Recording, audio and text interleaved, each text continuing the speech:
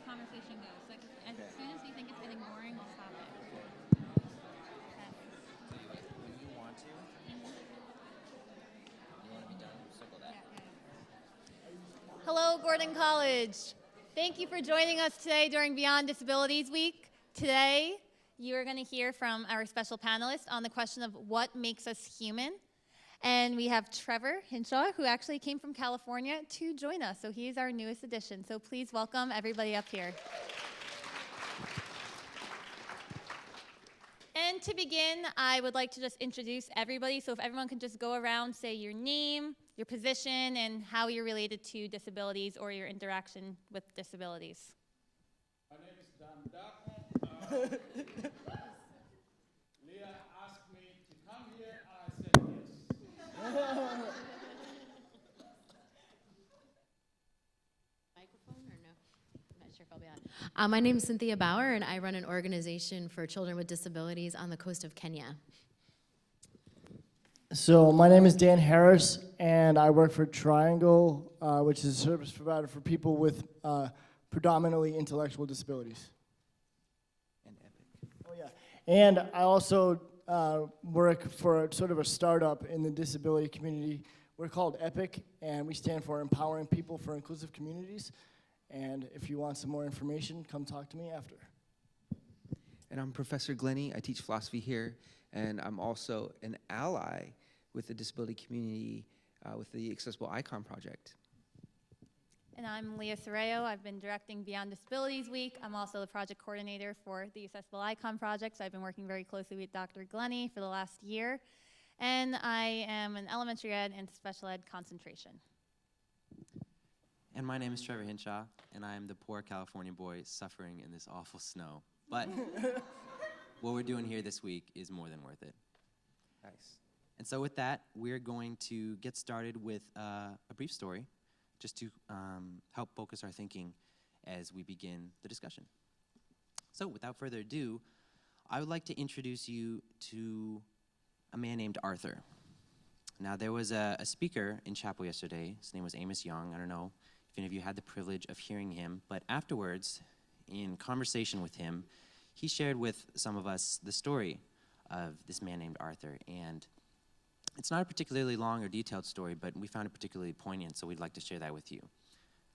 Basically, Arthur's life entails lying on his couch. Arthur does not leave his house, and Arthur does not really interact with any other human being. And it's questionable whether or not Arthur even thinks. And tonight, we'd like to take Arthur as an example of someone, with mental impairment, and we'd like to take his story and see how Arthur can help us understand our shared humanness. So to start us off, the first question we'd like to ask the panel is, how is identity related to one's disability or ability?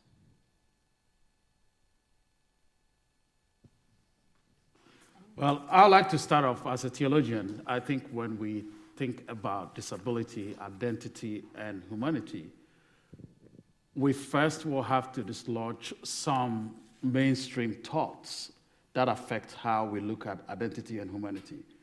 One of them is human beings as machines. So the value of human beings relative to utility, what they are able to do. And so you identify someone and place value on them based on what they are able to do. Theologically, that is problematic. Human beings as sexual beings is one of the thoughts that Freud actually pushed forward at some point. And so if you can, objectify a person, and you can see the sexual attractiveness and attention, you place value and understand a person like that. Theologically, that is a problem. For theologians, we understand human beings to have significant value above all animals, and human beings not as animals, because God spoke all things into being theologically, but he created human beings, and he made mankind in his image and likeness. So what makes human is not utility, what you do, or how attractive you look, but in the very essence that that person is made in the image and likeness of God. I could stretch this a little further, but let's get the others in.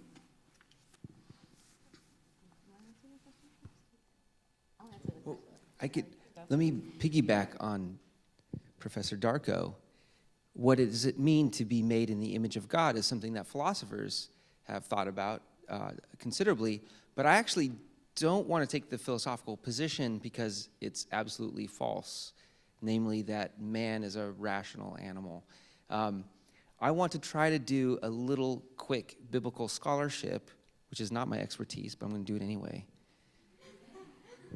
When I read that passage in the context of the Assyrian Babylonian times in which it was written, where the Assyrians and Babylonians had their images of their gods in stone and wood, and then I read this passage about man being made in the image of God, I kind of flip-flop what that point is supposed to illustrate. And to me, it's supposed to illustrate that we are, in some sense, the representations of God. And not just representations, but men and women equally are made in the image of God as representations of Him. That suggests to me a deep egalitarianism with respect to God's creation. We're all, in some sense, representations of God. And to me, that's the significance of that particular passage, the egalitarianism and this kind of like correction to the way the Babylonians and the Assyrians understood how we are to relate with God. What was your question again, Leah? The question you guys asked? Yep. How does identity relate to one's disability or ability? Okay, so I'm going to talk a little bit more in terms of Kenya and my experience there and here. I have found that disability is much more connected to identity in Kenya than it is here. Now, as someone who was born without my left hand, I spent a lifetime trying not to have that be part of my identity. And for some people, it is their identity. And the thing that there has to be a balance is all of our personality is influenced by who we are, and often what makes us different is usually our biggest flaw. If you look at the most generic person you can imagine, they're actually considered the most beautiful. Yeah. So it is our differences that mostly stand out, and often those are our weaknesses or considered to be flaws. And one of our students that we supported to go to school, one thing I got really frustrated with him about was as he was running for a position as a politician, which he succeeded in, which was really cool. He talked about his disability so much, it started to annoy me. I'm like, I want you to be more than that, but it's part of his platform. And in where I am in Kenya, when I'm in Kenya, I'm considered more disabled than I am here because disability is so much a part of identity. And I think that that's still true. And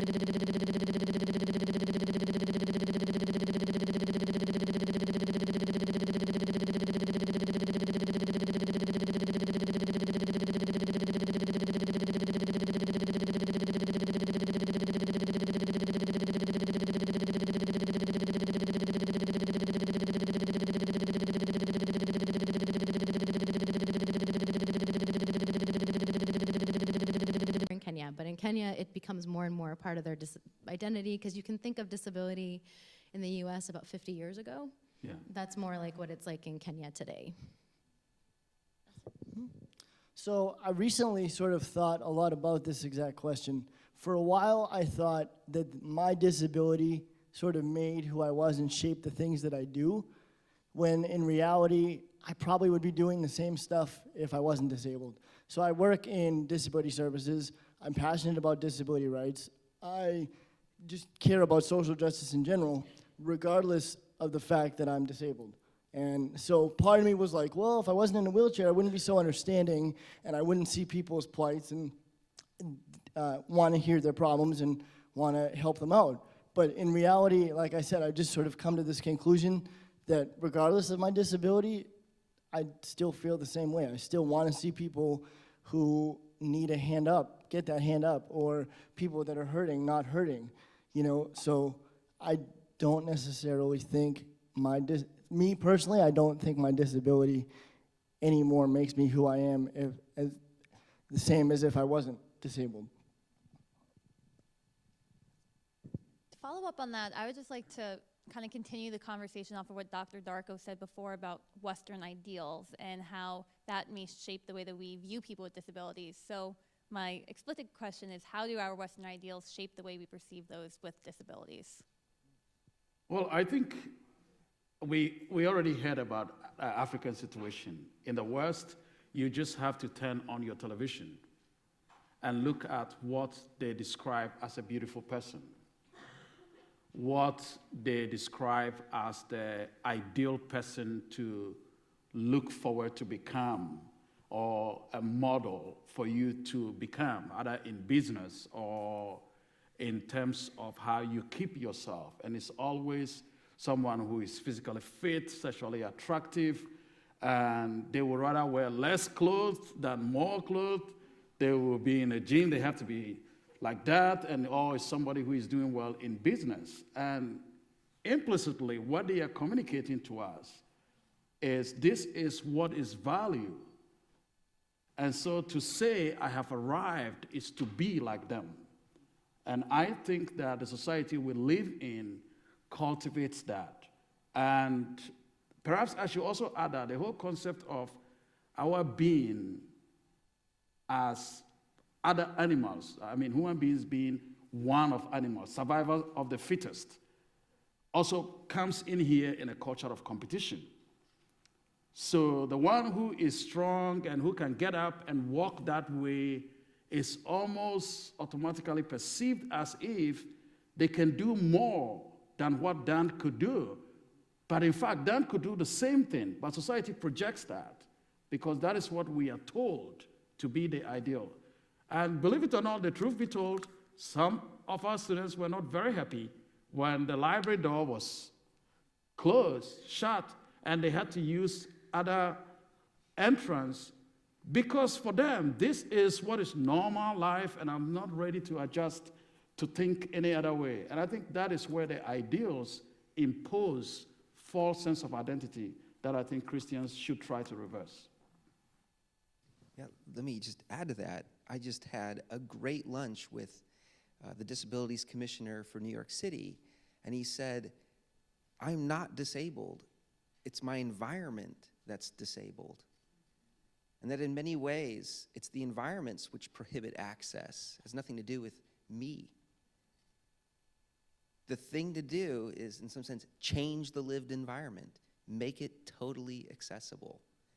That's how we, in some sense, equalize and provide, in some sense, a human environment, a universal environment for everyone. Right, I think the thing to sort of echo that is it's called universal design.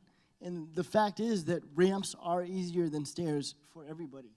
So take the disabling element of stairs out of the equation for everybody. It's easier to walk up a ramp than it is to walk up an incline where you have to elevate your legs. So take, like you said, the environment is disabling. The fact that during snowstorms, I have to roll in the street to get to my apartment rather than walk on the sidewalk, that is an environmental thing. It has nothing to do with me as a person. I'm perfectly capable of getting to my apartment, getting to work, doing what I have to do. But we have to look like Dr. Glennie was saying about the environment and how the environment around us disables us.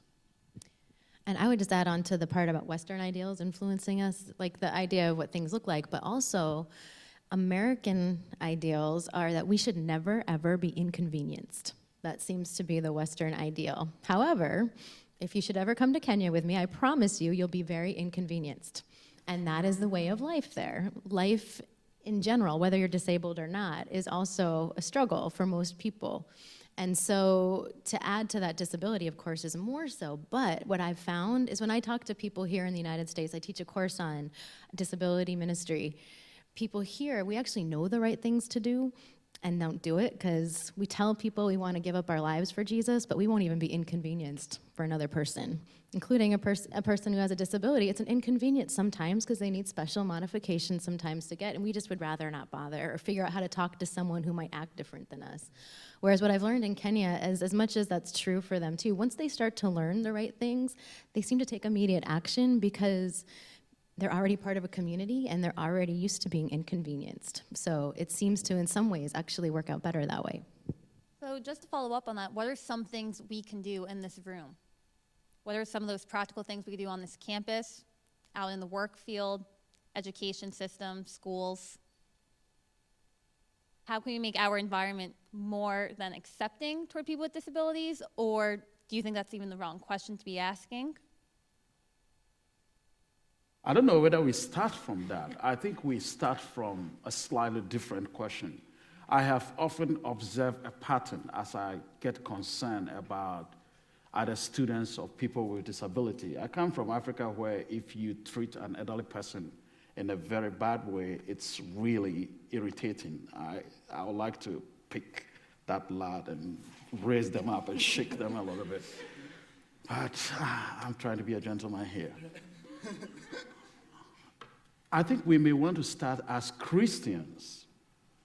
How does Christianity inform our understanding of who we are as human beings? And then from that starting point, we can start looking at what do we do. The reason I'm saying this is I find those who are pro-life talking passionately about pro-life, but who care less about people who are disabled. They would like those people to be born because they have some theological concept that says, yes, and I agree with that. This is life. Life has to be preserved. Life has to be protected. But the same Christians will be less engaged if we are dealing with someone with disability. What is going on? I think the problem is we have learned to place labels and stereotypes. So I would say the starting point is to correct that mindset. And then from there, we can start asking in a small way, what could we do to make life easier for those who are disabled? They may be mentally disabled, they may be physically in terms of the ability to move and walk around. They may have all kinds of disabilities. By the way, we are all 1 second away from being disabled. It just takes a lorry accident and we can all be disabled. Should that be who we are? Do we understand human value to mean that the story of the other could be our story? And I think if that is shaping the way we look at people with disability, that would be a major starting point to make a difference. You know what, just to sort of piggyback on what you said from a non-theological perspective, there's a statistic that says 1 in 5 Americans are living with a disability. So when you think about that number, that is a big, big number. And disability is really one of the only things that I'm aware of that, like you said, it could happen any minute. You're one accident or one misfire, something away from being disabled. And the fact is that as we age, we become disabled. There are things that we are no longer able to do because we are now advanced in the aging process. So I think when we stop looking at, like, I'm a disabled person, and we're at some point we're all going to be disabled people. You know, you could possibly end up in a wheelchair, possibly walk with a cane. So I think we need, like you said, stop putting labels on people as like, you're a disabled person. Well, you're going to be a disabled person in some capacity at some point in your life. So again, taking away the labels, challenging the way things are, even in your community. Like, I don't know very much about Gordon, and I apologize, but I don't know how accessible Gordon is. But maybe questioning the buildings or the places that aren't accessible as to why they're not accessible, or why a door is harder to open or doesn't have the buttons, or whatever the case may be. But sort of questioning the labels that we have, and also questioning the environment that we're in. And I would like to just follow up on that. And that was one of the main purposes of the library closing for those of you who did experience that. It was not to necessarily frustrate or to annoy people, but at the same time, it is annoying that, yes, there are people on this campus who need to walk around the building to get into Jenks. And we didn't even do a fully accessible closing. A fully accessible closing would mean you were not able to even use the stairs. So you would have had to use the elevator, which is around the corner, to go up, use another elevator, like it's around where the bistro is, to go up to the 4th floor. That's frustrating. That's annoying. You need to leave your dorm room 10 to 15 minutes earlier than other students. Yes, you will be late to class if you leave 5 minutes before your class. You can't run to class. And that's what happens every day for some students. So again, just kind of bringing that experience back home and making that a concrete example. Also, we've been allowing students the last couple of days to use wheelchairs to experience what it's like. And I was personally just taking a roll on a wheelchair around Cusk, and there was a bike, next to the accessible entrance. And I had my meal with me, and there I am trying to touch the button, which is all the way over there, with a bike blocking it. Then had to back up with something in my hand, and again, I'm rolling, I need 2 hands to go into the door, and I missed the door opening because I was too slow to go in. And also, if you try, and again, I would like to encourage all of you to maybe use the wheelchairs to just experience getting around on this campus, there's no room for error. Like, my hands were right next to the door. I couldn't roll in easily. And then I tried to go around Lane and tried to get my food. And it's such an amazing experience because people are looking at me very oddly. And I don't know, I think this is something we should all maybe do, is take a day in riding a wheelchair, even an hour, and start to notice how people look at you and how people, like I'm trying to roll so I'm fast enough with all of my friends. It's a very eye-opening experience, but people do this every single day. So that's what the library closing was about. It was not to be mean, it was not to be frustrating, but it was to experience what it's like to actually walk alongside our brothers and sisters. And that was really, that closing was brainstormed from people who do have disabilities on this campus. But Trevor does have a question to move us along. That was my rant. So we open with questions about identity, and we've talked a little bit, especially in the Western system of thinking and living, about how there's an expected a norm, a middle ground, that any deviation is less than ideal. And disabilities aside, if you don't look like said man or said woman who is oftentimes in the media kind of put forth as the ideal, the most attractive, the most desirable in many different ways, then you are lesser. And there's we talked a little bit about those kinds of ideas, but now I want to transition away from things that distinguish us and things that make us individuals and things that make us different, and more towards, we kind of got in a little bit with the idea of abortion and pro-life things, the value of collected and shared humanness. So what does it mean to have shared humanness or a collective humanity, out maybe inside Christianity or outside Christianity, and how can the experience of the disabled help us better understand that and inform our understanding of that? That was a lot, so we can. Let's start from them. Oh, I you had guys. maybe a really short answer. When I teach about bioethics and disability, the answer to what makes us a person, and the answer is a person is a person is a person. Yeah. But I think that that's why one of the big things, I'm not really big into political correctness. It can get you down a really weird road. But the one thing that is very important when it comes to disability, and which we're always stressing in Kenya as well, is that whenever you're talking about someone who has a disability, it's always a person with a disability, because it reinforces that first they're human. Yes, part of what they are is a disability, but they're human first. And I think that when I talk to people in Kenya about what we miss out on when we're uncomfortable around people with disabilities. Again, there's all kinds of disabilities and everyone is different, and different disabilities have different challenges. I just say, learn what the challenge is to overcome so you can get to know that person, because we actually miss out on getting to know certain people because we don't actually see them as human first. And so the idea is, when you get to know them, you notice that we have way more in common than we actually have different from people. And I think we'd find that with different cultures even. The more you get to know people from, because to some people, again, depending on the disability, sometimes it's almost a whole other culture that we're not familiar with, and we're missing out by not, and so we need to, because some people like to say everyone has a disability of some sort, but some obviously are more severe, and there are challenges and there's things that need to be done so that we can actually communicate with certain people. But the question is, are we able to overcome them? And when we do, we'll find that we have more in common. We all want to be loved. We all want to do things that you wouldn't think of. And sometimes you see your friend Arthur and think, oh, maybe he's not human because he can't express himself. But yet, he's human because he was born of a person, right? So he's a person. Dan, do you want to say something?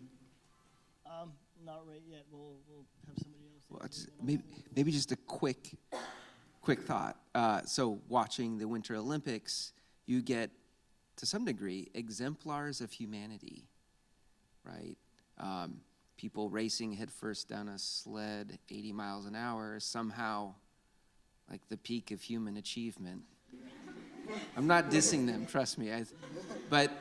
But there's a sense in which we project exemplary status to them, all right? Now, I guess we're in this Christian context. In what sense is Jesus at all an exemplary? Born of a lowly class to a lowly tribe, a criminal, at least. Maybe he didn't actually deserve the criminal status, but he had it. To me, we need to deflate the supposed exemplars of humanity in order to find what it really is to be human. And in bioethics, that study is essentially a study of deflating human exemplars. And to me, participating in that technique is essentially the Christian prerogative. Who is Jesus? He's the prisoner, the prostitute, the criminal. He's the poor, the disenfranchised. And I guess within the Christian context, that's the human, right? Can I add to the abortion thing for a second? So I thought you brought up a really good point about the whole idea of people make a big deal out of making sure children are born, not realizing there's a lot of children that aren't born because they're diagnosed, they find out they're going to be disabled. 90% of people who find out they're going to give birth to a child with Down syndrome choose to abort. Now, when I talk about the stuff I do in Kenya, I tell them about all the people I know who actually murdered their own children after birth, and people get really horrified by that. And now, in both cases, I would say they're wrong, of course. However, the idea of who's going to help take care of them, and for my friend who makes less than $1 a day out in the bush of Africa, how in the world are they going to take care of their 21st child that was born with a cleft palate? And the question is, how can we come alongside, not to make sure that people are born, but to make sure that family and that child can be taken care of? And I don't think that thought usually goes beyond actually birthing them, because then those same people, like you said, go forward and ignore those people that were brought into this world, or even kick them out of church. May I just chip in here one theological point? I'm here as a theologian, so. When we talk about theology, we talk about one aspect of theological anthropology is the essential nature of human being. And the essential nature of human being, whether you hold to what we call the trichotomist view or dichotomist view, the essential nature of human being is the fact that every individual is made with body composed of body, soul, and spirit, or body and soul, or body and spirit, depending upon whatever view you hold. When you think about the essential nature of human being in those terms, then everybody, including that person who was born and have to spend their entire life in bed, are human beings. And if they are human beings, as we should understand that to be, then they are worthy of our respect. They are worthy of our love. They are made in the image of God. And so anytime we discriminate against them, we are discriminating as children of God against one of God's own children. And I think if we begin to understand this theologically, we will be honest enough to look at how we allow the world to shape our concept of disability and follow up to treat people the way we shouldn't be. And I should say we shouldn't be singing to the choir here, because you guys are here because you are interested in this subject. But you may want to share with your peers to think through this seriously. Being a Christian I've often said in my class, how could you say you are the child of God if you do not know the composite of his children? And if you do not know that the people you meet on the street who are not able to do the things you take for granted are also his children. And if we can't get that, then we should be asking, are we truly children of God who know the true nature of who God is? Thank you. Right now we're going to start taking questions from the audience. So it's on the screen if you want to email gordon.panel@icloud.com. I will be collecting some audience questions now. But as we're waiting for questions to come in, Trevor is going to explain Amos Young's view of social relatedness. So once again, Amos Young was the speaker who came and joined us in chapel yesterday. And kind of building off of a person is a person is a person, he took the individual and extended it out into relationships that we share. You know, so we have Jesus coming down and saying, okay, look, you know, love God, but also love your neighbor as yourself. So, you know, first rule is very important. But for the moment, setting that aside and looking at the second command, to love your neighbor, there's that social piece. There's also as yourself. So, you know, treating yourself well. And that, you know, person is a person is a person. So you've got something starting with an individual and then being extended. And so in the case of Arthur, he explained it in a way that, you know, you've got this guy who really doesn't do very much. And, you know, you're saying it's hard to, you maybe look at him and you say maybe it's hard to understand how he can be a person. But what Amos was getting at was that his mother, who is extremely devoted to Arthur and is his, you know, permanent caretaker, but is more than just that. She has a deep and passionate love for him as her son. And in that relationship, she makes herself more human as well as Arthur. And in that connection that they share, that bond, that following Jesus' call to love your neighbor, you know, your son is, of course, going to qualify that in the relationships that we share and that, you know, some would say is unique to the human rational creature, whether you buy that or not, that is where our humanity comes from, or is extended beyond just the individual. So I don't know if you four would want to engage with that or add to it. I've spoken too much. I feel like you should say some more about that part, only because of my experience in Kenya and possibly because that humanity is more than the individual. Is that what you were saying? Because again, what I notice, being someone who's American, having experienced Kenya, is that we so much are about being individuals. One thing that I think we learn, and I grew up thinking I can do everything by myself. I want less help than anyone because I'm always trying to prove something, right? Because I was born without a left hand, so I do all kinds of things I wouldn't have done otherwise, just to prove myself, because I can do it myself, right? Which is the big thing in America, is to be an individual. And the beauty of the people I know in Kenya is being an individual is not the goal. Unfortunately, they're becoming a little more westernized, which is unfortunate, but they're more of a community. They're a large group of people that are supporting each other, and it's not as individualistic. And I think that's beautiful. And unfortunate here, it's more difficult. When there are people who need assistance, there are some people, they have no choice about it. And when we do have a choice, we choose to do it on our own, which creates a whole bunch of lonely people, I think. So just to follow up on that, someone's question is, how do you believe Western society can escape from the Western ideals of a person? Like, what are practical steps we can take? If you have maybe one or two. Hard to say, I know. Destroy Western society. But I didn't say that. I didn't say that. I didn't say that. Don't do skateboarding. Don't do skateboarding, right? Well, I do think that while we may not need to destroy Western society, I think that we do need to really honestly question it. Like, why are athletes or models or any celebrity held up to a higher standard than somebody who is just a worker and works in disability services and is a social justice like person? Why are they held to this on this level that like everyday people aren't, you know? And that's what I think we really need to question. Great. I think we should refuse to fall for those ideals if we think they are not Christian. if the press is teaching me that if I see a woman who looks like that model, that is how a beautiful woman looks like, I should know better to say beauty is more than that outlook. It is also getting to know the person. And some of the most beautiful people you may meet are not necessarily that slim and 6'10". So we should refuse to fall. And I think that is where we can start as Christians, refusing to give in to what society is inviting us to embrace. Just one little thing along that. Like, we forget also how much our culture dictates what is beautiful, because I loved for a period of time in Kenya, women were stuffing the backs of their skirts, so they had really giant rear ends. And I wish that that style would come here, because that was beautiful. And I can do it without stuffing.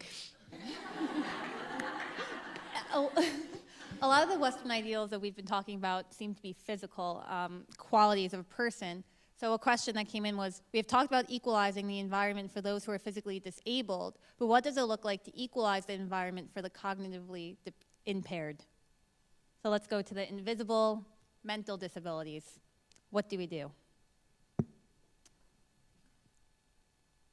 I have a little bit. Okay, yeah. I mean, I think it actually, in my experience, again, I started because of physical stuff. I didn't think about the mental and cognitive and intellectual disabilities. But what I've learned, it's more about attitude, I think, to understand. I don't know, sometimes there are people you're just never going to be able to quite understand where they're coming from because of whatever it is that they have. And right now, autism rates are increasing rapidly, both here and in Africa as well. And it's a real hard one for people to know, because that whole idea, like one of the definitions of what a person is that one of my Kenyan friends gave is like knowing how to give to other people or knowing how to do unto others. But what if a person doesn't have that? And it's not so much that there's an answer to it as much as to keep questioning what our definitions are. When you meet some people there are people who, because of a disability they have, don't necessarily know the difference between right and wrong even. And to actually just come to that person with more patience and ask someone maybe who knows more about it, how they could better relate. You know, as a person with a physical disability, and I do have some learning disabilities, but I don't consider myself cognitively disabled or intellectually disabled. But I will say that within my work at Triangle and within Epic, I do come across, and I do know many people that have intellectual disabilities. So I know that has sort of forced me to look at my own thoughts about people with intellectual disabilities. And what you're saying about patience, sometimes that's all they need is you ask them a question, and so what if it takes them 10 minutes to figure out the answer? That's what it is. It's called reasonable accommodations. So if we're willing to just take people, it's not going to come out the way I want it to sound, but if we take people at face value and give them what they need, you're going to get the same answer. You might not get it in the same words, but you're going to get the same answer, if that makes any sense. For professors, give time to those who need their help. It's challenging, but as students, I'll urge you, whether you are dealing with depression, and it's not as a higher level as what we call the big mental disability or cognitive disability, it's good to be able to go through the process, get academic support, and you don't have to feel shy, because there are so many people, as Dan said, 1 in 5 or so in the United States are dealing with some form of disability. To be able to approach a professor, take time to explain. And then when the professor is going through, understand sometimes when things come too late, they get frustrated too. So you become patient. We all get what we call, in our Christian terms, the fruit of the Spirit. It begins to work. Everybody's happy. So just understand that professors, we will be patient. And if you are dealing with any of this, you don't have to hold back because society says you are less than human. I think you have to refuse to accept that.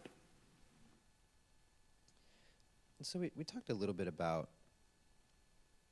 how sometimes the environment is disabled, especially for the physical piece. But in a more general sense, you know, there's often the case where there's a deaf community and they don't feel disabled one bit. And you know, given the opportunity at a cochlear implant, something that they could become hearing, 100% answer is no, because they're just not interested in that. They don't see themselves as inferior in any way. So there was a question that came in about, are there any other disabilities that people don't view as disabilities, and that the only thing is disabled is really other people's thoughts about them? And so we talk about fixing the environment for the disabled, but how do you address the disabled thoughts people have about certain disabilities? I found part of your question interesting is that they talked about not wanting to be called disabled because they didn't view themselves as inferior, as if being disabled was to be inferior. And I think just even that thought in and of itself is what makes people, because from a lot of my life, like technically, because in the legal definition of disability, it's to actually have an impairment that keeps you from one or more life activities, and which isn't me actually.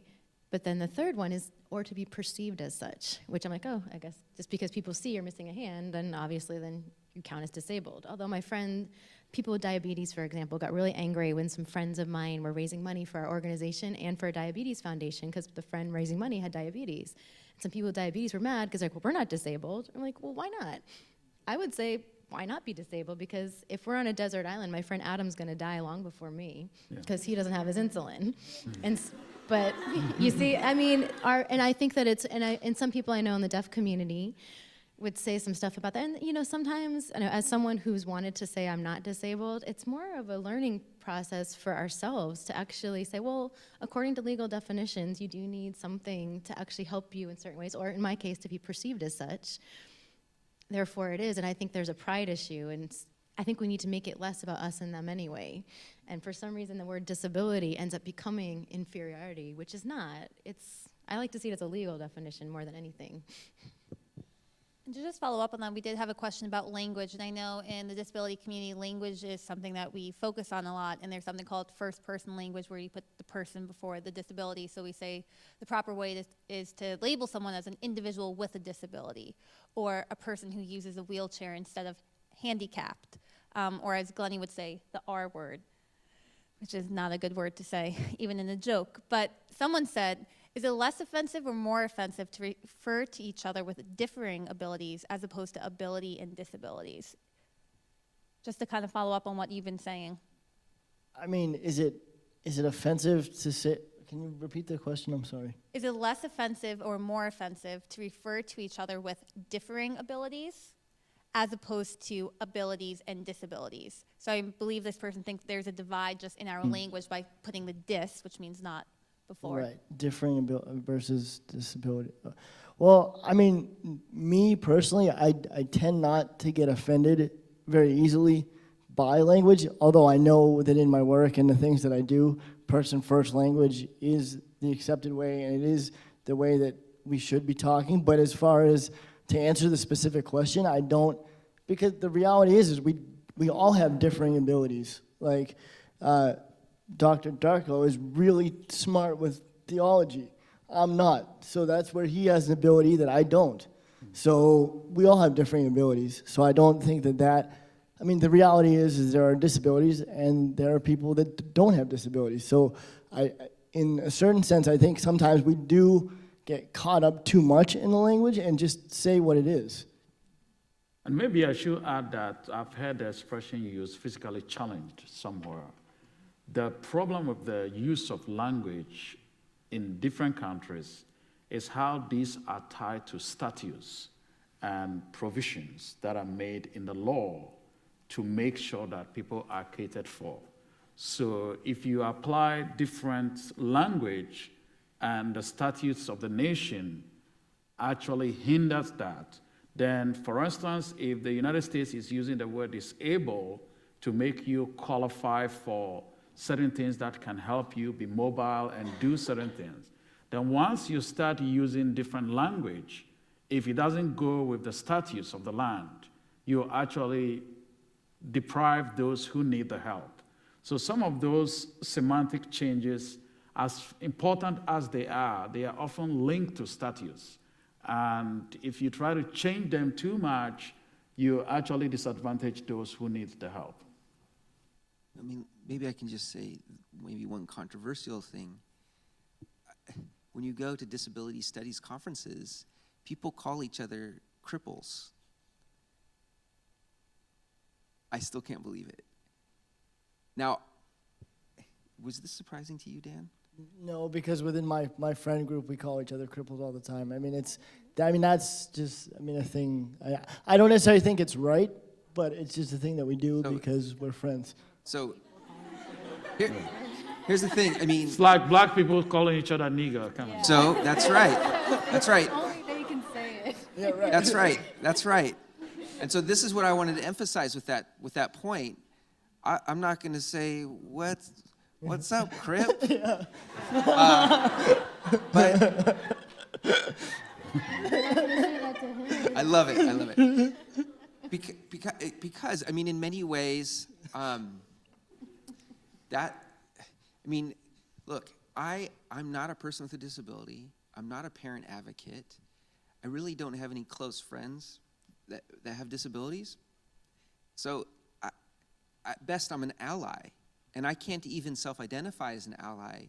The disabilities community has to call me an ally. This is the way it rolls, right? Yeah. I agree. So now listen, I'm not trying to say, oh, it's so sensitive, we gotta be politically correct. But man, I gotta be freaking respectful about my place. What is this? What is the nice phrase? Nothing. Nothing about us without us. So it basically means what it says. Don't talk about me unless you know me as a person, or don't talk about my struggles unless you know my struggles firsthand. And you could apply that to anybody, anything. Thanks. And we're almost at the end of our time. So can everyone maybe give one or two takeaways that you would like the audience to walk away with? And I'm going to give you a minute to think about that while I also talk about some of the questions here. A lot of questions have been pouring in of what can we do at Gordon campus to make Gordon a place more accessible. And some of the places that were mentioned were the dorm rooms, that they weren't all accessible. And the elevator in Frost, for example, if you are in a wheelchair right now, you can't see your professors in Frost. And even the chapel elevator, for our whole entire team to get on stage on Monday, for those of you who were here, we had to go 20 to 30 minutes early because the elevator hasn't been reviewed in about 2 years, and it's very, very loud, and they were afraid that it might fail on us. But we wanted our whole entire team on stage. So as a community, and what I would like us to walk away with personally is thinking about what we can do to better just the environment that we live in and how we can actually do that. And whether that's, talking to our administration, talking to one another, start making a list of places that may not be accessible, maybe talk to peers. That's my one takeaway I would like people to walk away with. Destroy Western. And I think, and by that, I simply mean, don't be conned into, you know it, the commercialized worldview of how to live a meaningful life. That's what I mean. Destroy, in some sense, the visage or the appearance of Western society. And then, in some sense, live an inversion of that. I give preference to the criminal, right? I give preference to the disenfranchised. They I take to be my friend. Whereas those that are privileged, maybe I shouldn't say this. I have a hard time deeply befriending and deeply trusting. Well, I guess two things that I wish you could take away from this panel is to really sort of just question your own thoughts, because we're not, yes, this is a panel and we've talked about some really intense things, but this isn't all going to change today or tomorrow or the next day. But this is all just a seed. And this is a seed, and we're planting it in your head. So just think about things in a little bit of a different way than you normally would. The second thing is more of a practical thing. If there are buildings that aren't accessible on campus or elevators that haven't been reviewed in 10 years and you can't see your professor. Personally, I was never a great super student, so I would always take that as a good thing. But if you are really into school and you need to see, but the thing is that things like elevators shouldn't be broken down, and you shouldn't have to not see a professor because the elevator doesn't work or it's not been reviewed. So question things like that. What practical, tangible things? Say, why is this entrance blocked, or why is this elevator not working? Bring it to somebody's attention, because I guarantee you 9 times out of 10, somebody's going to be like, oh, I just never thought of it that way. And if we can plant the seed in your mind, you can take that and plant the seed in somebody else's mind as well. And I would like to note, in reference to the chapel elevator, the only reason it wasn't reviewed was because no one ever had to use it to get on stage. So because we were the first to use it on Monday, that's when they realized, oh, hey, this hasn't been reviewed in 2 years, did they say, Sarah, right? I believe they told us that. 2 years, and now they placed a work order to get it reviewed. So it's not bad-willed that the elevator wasn't working. It's just that no one thought of it. I guess a couple takeaways I would think of is when you mentioned you don't have any friends with disabilities, I think that the question would be, if you don't, I would ask yourself, why don't you? That's one Lenny takeaway. has a lot of friends. Yes. He does. And I'm a witness. also, when you think about, on campus, when you see people with disabilities, or I think one thing that's interesting is once people start to think about disability and just that it exists, because not everyone thinks about it, all of a sudden you find all these disabled people everywhere, or people with disabilities everywhere. A friend of mine, when she started learning about it, she's like, I was at the store the other day and I saw so many people with disabilities. It's like they're coming out of the woodwork. She's like, it's just because you noticed. And to also think, not just on campus, but because we're a Christian college, I assume a lot of you go to church. Like, look around in your church. Wonder why there's no people, I bet you there's not that many people with disabilities in your church. And ask yourself why. Because churches actually have been one of the most discriminatory places for people with disabilities. So think about, and when you do encounter a person with a disability, try to treat them as you would anyone else. Don't treat them like charity either, because no one wants to be treated that way. If you don't want to be treated that way, I bet you someone with a disability doesn't want to be treated that way. And you can ask some of the people here the experiences that we've had that are quite funny and kind of ridiculous at the same time. My giveaway will be a hard lesson I have learned in life. And first, that we were not born to treat people with disability differently. We learn them. So we can unlearn them. Second is, if people with disability are of so much value that God will send his son to die for them, what can I do that would be too much to be able to reach out to people with disability? One of the people that have touched me and shaped my patience level is a friend of mine mine's son with disability, and how much David taught me in a struggle, 22 years old, with mental ability for about 10 years old, and how much he taught me. There is much to be learned in society if we are willing to learn. And there's so much to be unlearned, and I hope we pick that up to try to unlearn the things we were not born with, that we have owned up to say, this is who we are. This is not who we are. Let's be who we really are. So in conclusion, we like to kind of bring back to the situation of Arthur. And so, you see someone who looks different than you, but our responsibility and our call is not to judge. It's not to dissect the situation and wonder from a position of superiority, what is wrong. Our position is to love, and our call is to love. And we need to identify the things that are within us that, why don't we have any disabled friends? And why is it more difficult to love someone who's different from us? And not just, in physically visible ways, but, this idea can spread to our whole lives. But it's a prime way to do that is think of, analyze yourself. You look at a situation, why is it harder for me to love that person? And if we're to have any hope of being able to better follow that call to love, we need to identify what's wrong in ourselves and our own humanity in order to better realize and share our humanity with others. We want to thank you all for joining us today. I also want to encourage you. We have 2 more events planned at 6:30. Glennie and I, and Dan, with a team of others, will be sharing about the Accessible Icon Project. A lot of you have seen the symbol around campus, but we're going to kind of share the hows and whys. And it's not just a symbol or an artwork, but it's actually a social advocacy campaign. And then we're also showing the Temple Grandin movie at 8 o'clock. Temple Grandin will be speaking tomorrow. For those of you who know her, and for those of you who don't, you should get to know her. She's an absolutely amazing woman, and it's a complete honor that she will be speaking here. So at 8 o'clock, we will be showing that in here, and in Jinx 112 at 6:30, we will be talking about the Accessible Icon Project. So thank you so much. We appreciate you entering the conversation.